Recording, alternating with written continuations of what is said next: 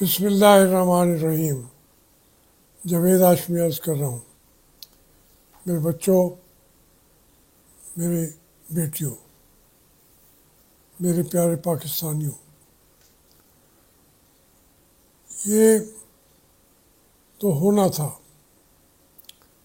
کہ ملک میں جو کھلبلی مچی ہوئی ہے اس کے درمیان کوئی ایک بڑا جلسہ ہماری اسٹیبلشمنٹ افورڈ بھی نہیں کر سکتی۔ ایک طرف ہمارے علماء کرام انہوں نے اعلان کیا تھا کہ وہ ڈی چوک پہ پہنچیں گے اور پہنچ بھی گئے۔ اسی طرف یہ رحیم یار خان سے بھی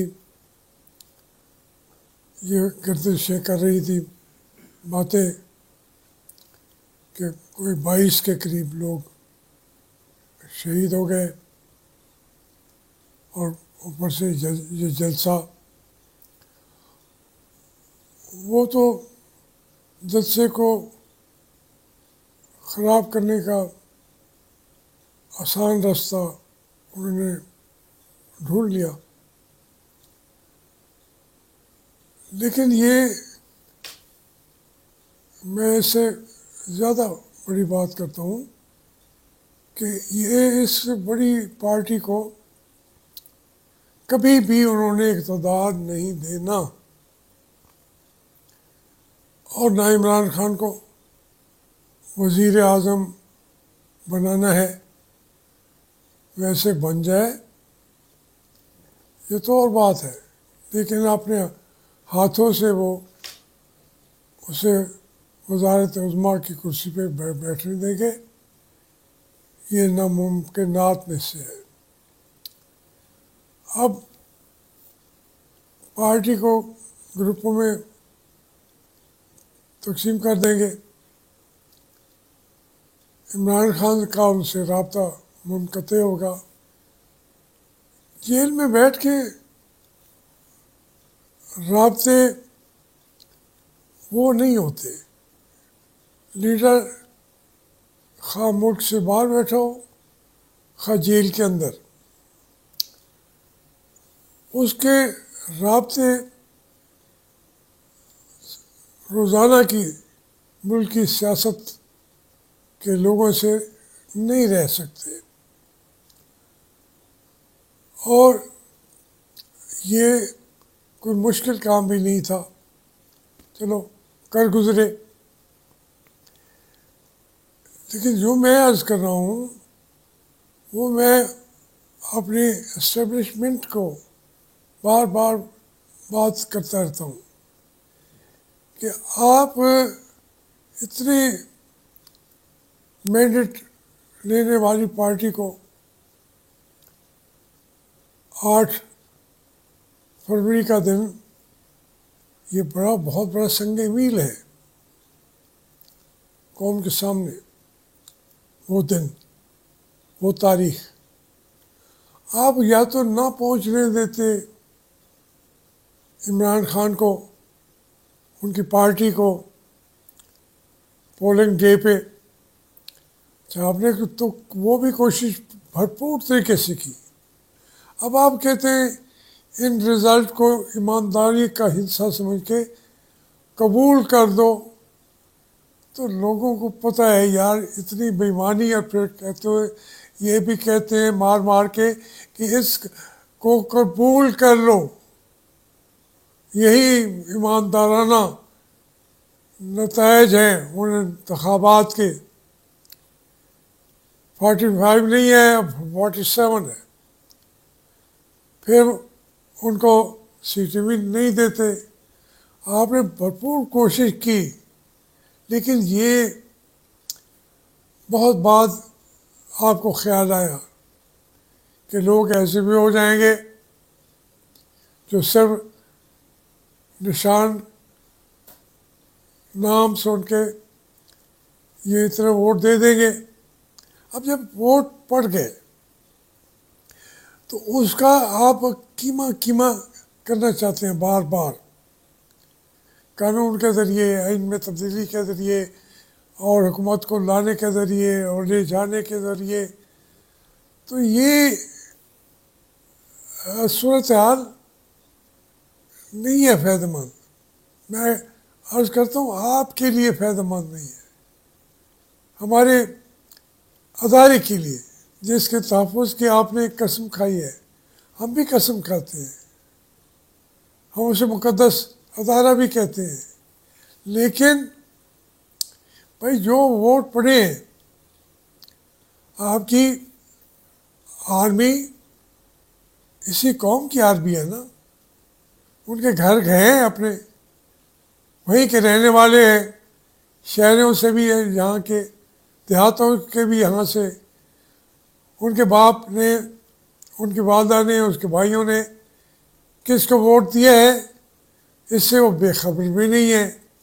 تو پھر ہم اب اپنی آرمی سے بے ایمانی کیسے کر کے کہیں؟ میں کیسے کہوں کہ ان نتائج کو قبول کر لو؟ وہ 8-9 کروڑ جو آرمی ہے، وہ 12-13 لاکھ جو ISI کا لوگ ہیں، وہ تو تنخواہیں تو لیتے ہیں، لیکن قومی جذبہ ان کے اندر کیسے پیدا ہوگا؟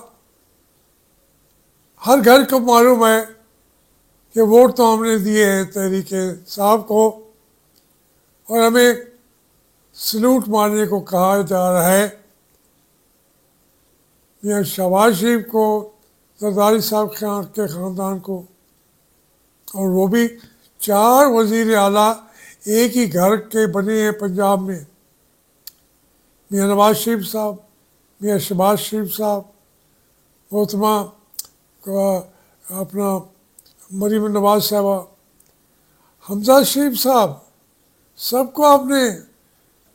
لوگ کہتے ہیں یار انہوں کو کے ہوتے ہوئے ہمارا حشر کیا ہوا ہے؟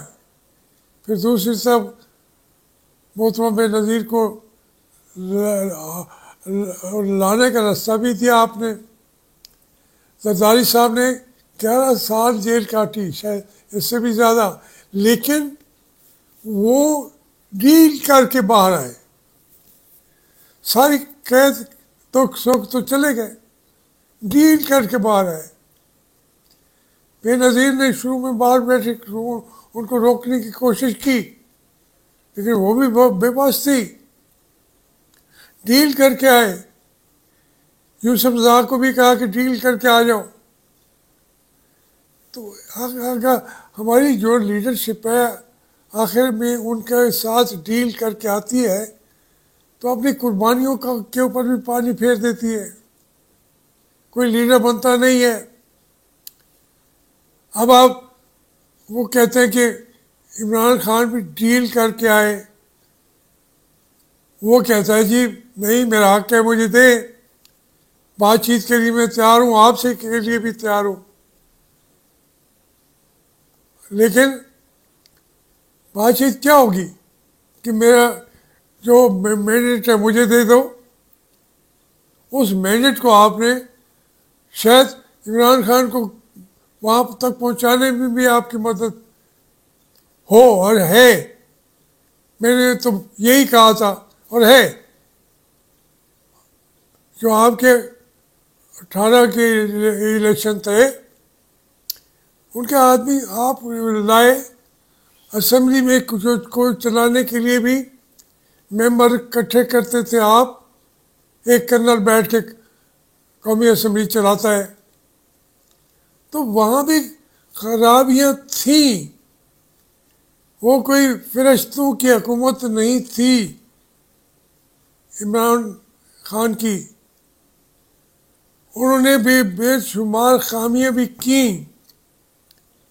لیکن جب عام آدمی کے پاس فیصلہ آتا ہے ان کی عدالت میں، وہ کہتے ہیں یار اس ملک کو، جن لوگوں کو 70 سال حکومت رہی، یا جرنیلوں کے پاس رہی، یا मियाँ नवाज शरीफ की फैमिली के पास रही या इस मुल्क के फ्यूडल लॉर्ड से पास रही या इस मुल्क के कारोबारी बड़ी कंपनियों को, जो आज भी जब मैं बात कर रहा हूँ आज भी अरबों रुपए लीगल तरीके से,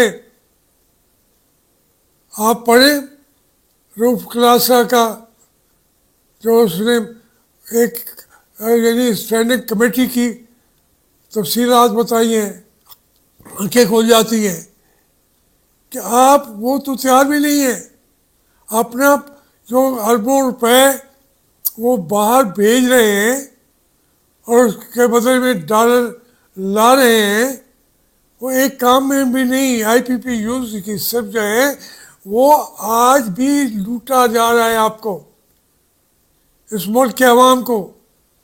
और फिर उन्होंने और तमाम मामलात में क्रिमिनलिटी आती है, सोसाइटी के अंदर क्राइम बढ़ता है, डाकू पैदा होते हैं।